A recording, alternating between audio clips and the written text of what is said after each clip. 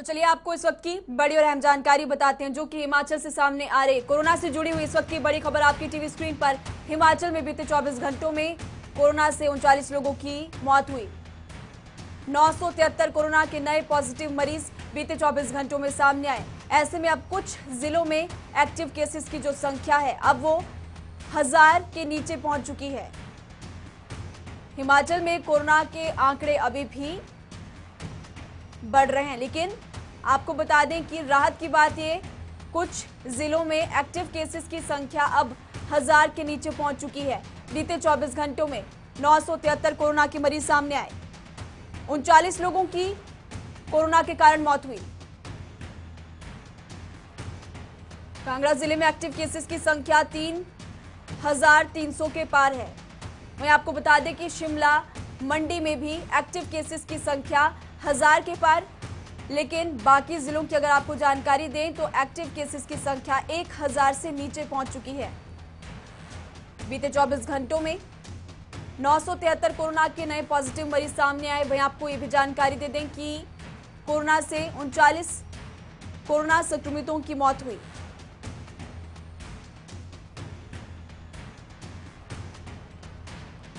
तो बीते 24 घंटों में 973 कोरोना के पॉजिटिव मरीज सामने आए। 39 लोगों की कोरोना के कारण मौत हुई और कुछ जिलों में अब एक्टिव केसेस की संख्या 1000 के नीचे पहुंच चुकी है।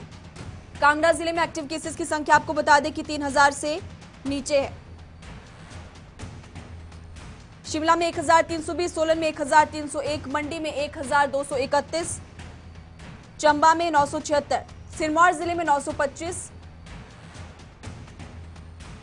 एक्टिव केसेस की संख्या। कांगड़ा से अनूप धीमान इस खबर पर हमारे साथ ज्यादा जानकारी के लिए फोन लाइन पर जुड़ चुके हैं। अनूप, कांगड़ा जिले में इस वक्त एक्टिव केसेस की संख्या 3285 है, क्या कुछ जानकारी? देखिए महिमा, लगातार ये मामले जो है, एक्टिव केसेस जो हैं वो लगातार कम हो रहे हैं और ये जो आंकड़ा था लगभग 13,000 के आसपास पहुंच गया था, वो अब 3285 पे पहुंच गया है। लेकिन दूसरी तरफ बात करूंगा महिमा, तो जो डेथ का आंकड़ा है वो कम होने का नाम नहीं ले रहा है। लगातार 10 से ऊपर लोगों की मौत जो है वो हर दिन हो रही है जिला कांगड़ा में।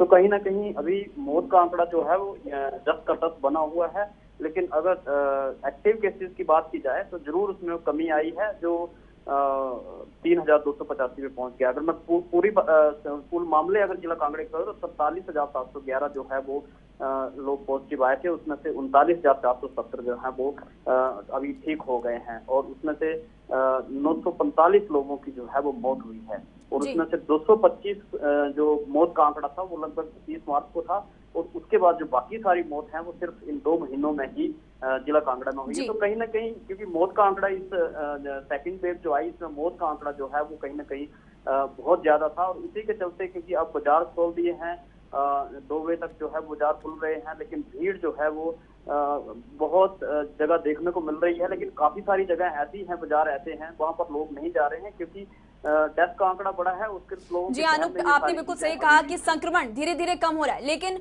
मौतों के आंकड़े अभी भी लगातार बढ़ते जा रहे हैं। अनूप, आप हमारे साथ बने रहे। शिमला से विकास शर्मा भी फोन लाइन पर हमारे साथ जुड़े हुए हैं। विकास, शिमला में भी एक्टिव केसेस की संख्या इस वक्त 1000 के पास। आपको ताजा बुलेटिन की जानकारी दें। बिल्कुल, देखिए लगातार मामले जो है वो बढ़ते जा रहे थे और ऐसे में अब एकाएक अब अचानक से मामले जो है उनमें गिरावट दर्ज की जा रही है। अच्छी खबर है और ऐसे में बहुत से लोग जो हैं वो इस बात से चिंतित थे कि हालांकि इस तरह से दूसरी लहर के बीच लगातार मौतें हो रही हैं, संक्रमण लगातार फैल रहा था, लेकिन अब इसी बीच राहत की खबर यही है कि हिमाचल में लगातार अब आंकड़ों की में गिरावट जो है वो यहाँ पर देखी जा रही है। वहीं मौत का आंकड़ा है वो भी लगातार कम होता नजर आ रहा है। बीते कल की बात करें तो बीते कल भी जो मीडिया बुलेटिन जारी किया गया था उसके हिसाब से 38 लोगों की मौत जो है वो हिमाचल प्रदेश में कोरोना की वजह से हुई है, जो सरकारी आंकड़े कहते हैं। लेकिन इन सबसे परे अब जिस तरह से बैठकों का दौर भी जारी है, राज्य सरकार ये भी चाह रही है कि बहुत दिनों तक लगातार जो है ये जो कोरोना कर्फ्यू है या ये जो बंदिशें लगाई गई हैं इनको भी लागू नहीं किया जा सकता, इनको नहीं रखा जा सकता, इनको कंटिन्यू करना बहुत मुश्किल है। ऐसे में अब हालात पर काबू पाने के लिए ये इंतजार किया जा रहा था कि मौत का आंकड़ा कम हो या फिर संक्रमण के मामले जो है वो घटते हैं, तो अब बंदिशों को हटाया जा सकता है। इसके संकेत कल मुख्यमंत्री जयराम ठाकुर ने दिए। दरअसल कल मुख्यमंत्री जयराम ठाकुर ने एक बैठक जो है वो यहाँ राज्य सचिवालय में की है महिमा, और इस बैठक के जरिए जो जिला उपायुक्त हैं, पुलिस अधीक्षक हैं, मुख्य चिकित्सा जो अधीक्षक हैं प्रदेश के, इन सभी को जोड़ा गया और ये कहा गया कि अब आप तीसरी लहर के लिए तैयारी करें, क्योंकि दूसरी लहर में जिस तरह से नुकसान हुआ है, आकलन यही किया जा रहा है कि जो तीसरी लहर है ये बच्चों के लिए बहुत नुकसान दे सकती है। तो ऐसे में जो बाल चिकित्सक हैं उनको अलर्ट पर रहने के लिए कहा गया है, और जो बाल रोग के जो चिल्ड्रंस वार्ड हैं उनको तैयार करने के लिए कहा गया है कि चिल्ड्रंस वार्ड को अब तैयार किया जाना चाहिए। पर्याप्त मात्रा में सुविधाएं जो है वो स्वास्थ्य के मुताबिक अब लोगों को यहाँ पर दी जाएं, इसके ऊपर बल यहाँ पर दिया गया है। और खास तौर पर यही कहा गया है कि जो स्वास्थ्य सुविधाएं हैं, जिस तरह से शिकायतें लगातार आ रही थी, इन तमाम चीजों के बीच अब यही है कि हिमाचल में स्वास्थ्य सुविधाओं को सुदृढ़ किया जाना है, और वहीं तीसरी लहर से लड़ने के लिए पूरी तरह से सक्षम हिमाचल प्रदेश इस तरह का तो तीसरी लहर से लड़ने के लिए सरकार पूरी तरह से तैयार है और प्रशासन को भी आदेश दिए गए हैं। विकास और अनूप धीमान, शुक्रिया इस तमाम जानकारी के लिए।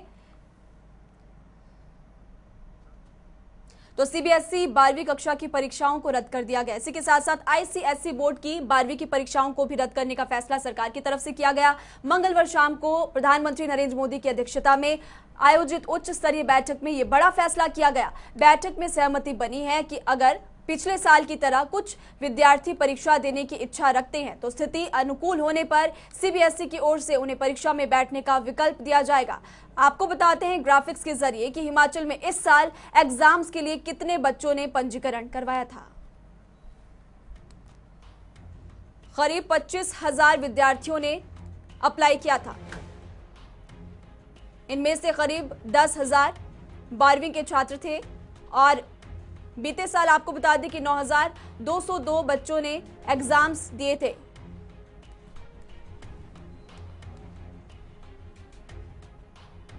तो ग्राफिक्स के जरिए आपको ये बता रहे हैं कि हिमाचल में कितने छात्रों ने इस साल एग्जाम्स देने के लिए पंजीकरण किया था। कोरोना महामारी के बीच सीबीएसई की 12वीं की परीक्षाओं को रद्द कर दिया गया। दरअसल बच्चों के स्वास्थ्य को ध्यान में रखते हुए सरकार ने इस बड़े फैसले को मंजूरी दी। हिमाचल प्रदेश के जिला कांगड़ा में भी बच्चों ने परीक्षा रद्द होने पर सरकार के इस फैसले को सही करार दिया, क्योंकि कोरोना काल में उनके स्कूल मार्च महीने में बंद हो चुके थे और वो घर पर बैठकर पढ़ाई कर रहे थे, जिसकी वजह से पूरे साल उनकी ज्यादातर पढ़ाई ऑनलाइन ही हुई। और अब सरकार के इस फैसले के बाद वो तनाव मुक्त महसूस कर रहे हैं।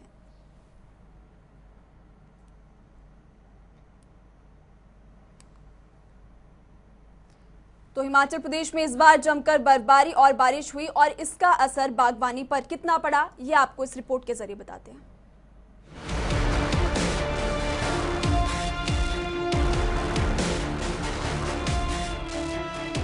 हिमाचल प्रदेश की सेब और स्टोन फ्रूट की बागवानी को 254 करोड़ रुपए का नुकसान आंका गया है।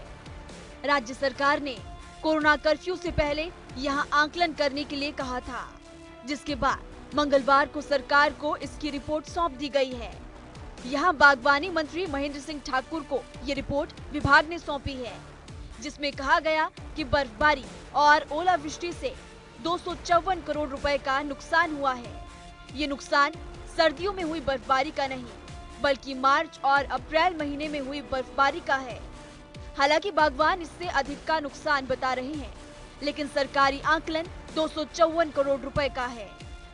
और सरकार भी चिंतित है, क्योंकि रिपोर्ट जो है हमने कहा था कि 15 दिन में आ जाए, जब पहले आपसे रूबरू हुए थे और मीटिंग हुई थी, तो लेकिन वो कोविड की वजह से जो है, जो हमारे रेवेन्यू के एम्प्लॉयज़ है वो हॉर्टिकल्चर डिपार्टमेंट के साथ नहीं जा पाए थे समय रहते, इसलिए वो रिपोर्ट लेट आई। उसमें जो है 254 करोड़ रुपए का जो है आंकलन हुआ है नुकसान का, और वो जो है केंद्र सरकार को तो भेज ही दिया है सरकार ने। हमने सरकार से आग्रह किया कि सरकार हिमाचल के अपने फंड से भी करे, और मैंने एक स्पेशल आग्रह किया, आपके माध्यम से भी मैं और सरकार को आग्रह करता हूँ कि भाई ये जो त्रासदियाँ होती है इसके लिए एक स्पेशल फंड बना दिया जाए, जिसको फसल संरक्षण फंड कहा जाता है। वही बागवानी मंत्री महेंद्र सिंह ठाकुर का कहना है कि सेब और स्टोन फ्रूट को बड़ा नुकसान हुआ है और बागवानों को राहत देने के लिए सरकार कदम उठाएगी। उन्होंने कहा कि केंद्र सरकार से मुआवजे की मांग को लेकर ये रिपोर्ट भेजी जाएगी, लेकिन इससे पहले कैबिनेट में ये रिपोर्ट पेश करेंगे। लेकिन जो हाई हिल्स है वहां पर ओलावृष्टि और ओलावृष्टि के साथ जो सबसे नुकसान दे रहा है वो बर्फबारी जो हुई है, उस बर्फबारी की वजह से जो हाई हील्स हैं उसमें नुकसान हुआ है। उस व्यवस्था को देखते हुए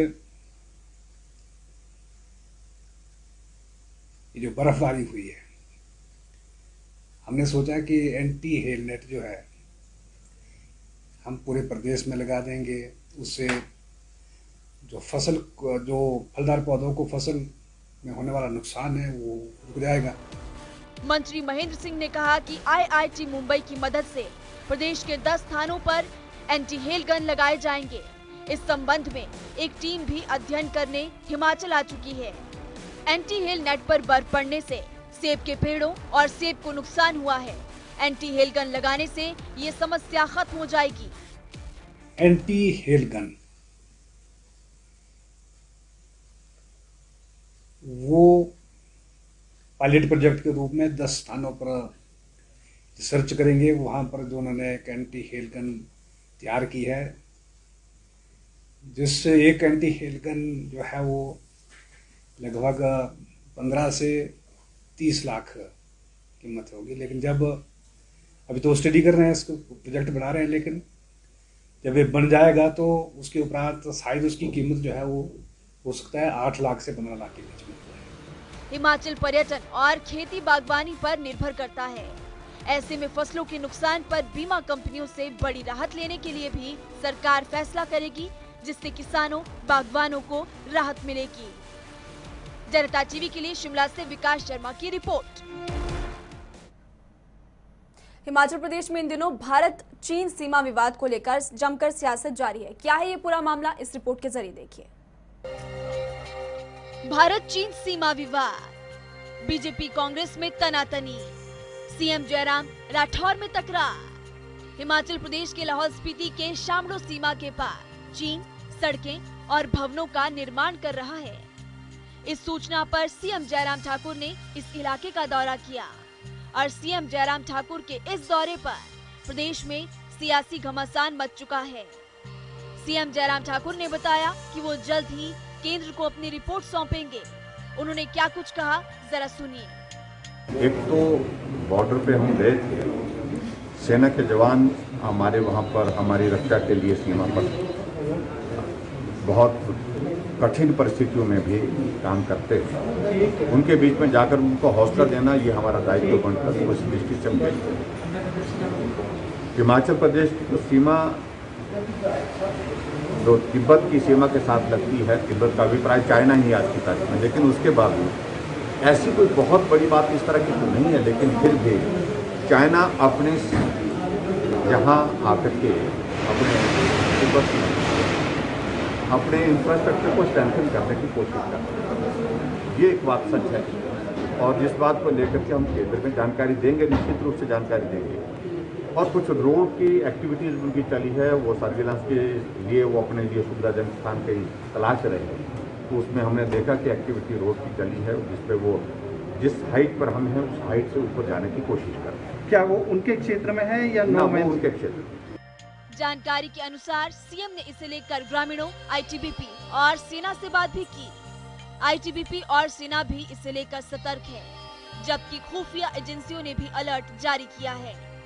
सूत्रों के अनुसार सीएम जयराम ठाकुर के साथ डीजीपी संजय कुंडू भी मौजूद रहे। उधर कुलदीप सिंह राठौर ने इस मुद्दे पर सीएम से सवाल पूछा कि जनता को स्पष्ट करें कि क्या वजह है जो आप बॉर्डर पहुंचे। मुख्यमंत्री को जाना चाहिए, यही तो हम कह रहे हैं। 5 अगस्त को मैं राज्यपाल महोदय से मिला, मैंने चिट्ठी लिखी कि हमें सूचना मिली, एक वीडियो वायरल हुआ कि किन्नौर में जो हमारी सीमावर्ती क्षेत्र है वहाँ चीन जो है सड़कें बना रहा है और सड़कों का काम बहुत तेजी से चल रहा है। हमने कहा कि सरकार को ध्यान देने की ज़रूरत है। बताइए, अगस्त की बात है और मुख्यमंत्री अभी गए। अभी क्यों गए? हमें लगता है कि कोई गंभीर कारण है और एक प्रदेश का मुखिया होने के नाते क्या उनका फर्ज नहीं था, जब हमने आवाज़ उठाई उस वक्त जाना चाहिए था। मैं तो आज मुख्यमंत्री जी से पूछना चाहता हूँ, आज मुख्यमंत्री जी कहते हैं कि इससे सेना का उत्साह कम होगा। हमने तो सेना की बहादुरी पे हमें कोई संदेह नहीं है, हमने सेना पे कोई आक्षेप नहीं लगाए, हमने आक्षेप लगाया मुख्यमंत्री जी पर। हाल ही में कांग्रेस की हिमाचल प्रदेश इकाई अध्यक्ष कुलदीप सिंह राठौर ने आरोप लगाया था कि चीन की निर्माण गतिविधियों से ग्रामीणों में असुरक्षा की भावना है। वहीं सीएम जयराम ठाकुर ने आरोपों से इनकार किया और कांग्रेस नेता से सीमा से संबंधित मुद्दे पर राजनीति से दूर रहने का आह्वान किया। जनता टीवी के लिए शिमला से विकास शर्मा की रिपोर्ट। हिमाचल सरकार कोरोना की तीसरी लहर की आशंका को देखते हुए प्रदेश में बीमार बच्चों का सर्वे करवाने की तैयारी कर रही है। साधारण बीमारी का इलाज मौके पर किया जाएगा, जबकि गंभीर बीमारी से पीड़ित बच्चों को अस्पताल शिफ्ट किया जाएगा, जिसके लिए कोरोना की संभावित तीसरी लहर के चलते डॉक्टरों की टीमें लोगों के घर घर जाकर बीमारी बच्चों का इलाज करेगी। आपको बता दें कि प्रदेश में कोरोना की दूसरी लहर कहर बनकर बरपी है,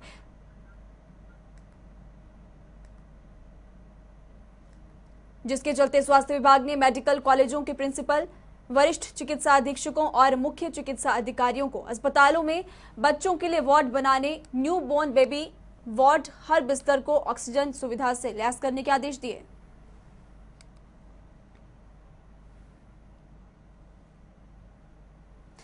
हिमाचल प्रदेश के सोलन में एक बार फिर से बाजारों में रौनक धीरे धीरे वापस पटरी पर लौटने लगी है, जिसके चलते व्यापारियों के चेहरे पर खुशी देखने को मिली। व्यापारियों की माने तो लॉकडाउन के दौरान वो मानसिक परेशानी से गुजरे। दुकानों का किराया निकालने के लिए भी उन्हें बहुत मुश्किलों का सामना करना पड़ रहा था, लेकिन अब उन्हें इन परेशानियों से छुटकारा मिल चुका है, जिसके चलते वो मुख्यमंत्री जयराम ठाकुर का आभार भी व्यक्त कर रहे हैं।